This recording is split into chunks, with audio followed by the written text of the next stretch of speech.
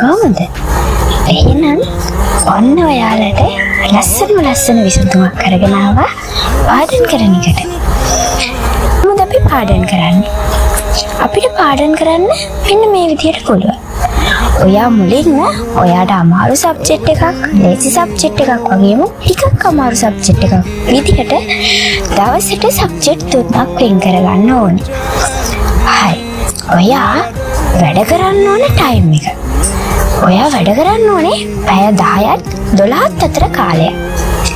ඔයා ගෙදර ඉන්න දවසට විතරයි.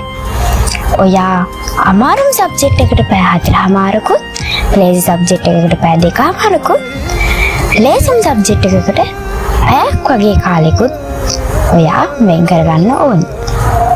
ඔයා ඊට පස්සේ මොකද්ද කරන්න ඕනේ? හරි. ඔයා සම්පූර්ණ පාඩම කියවන්න යන්න එපා. ඔයාට කරන්න තියෙන්නේ ඔයා පාඩම් කරන්න ගන්න පාඩමේ පිටු 2ක් විතරක් කියවන එක. ඊට පස්සේ ඔයා ඒකෙන් ඔයාටම ආවේනික වෙච්ච ප්‍රශ්න හදාගන්න. ඊට පස්සේ ඔයාට පුළුවන් ඒ ප්‍රශ්න එකින් එක කරන ගමන් ආයේ පාඩම නැවත මතක් කරන්න.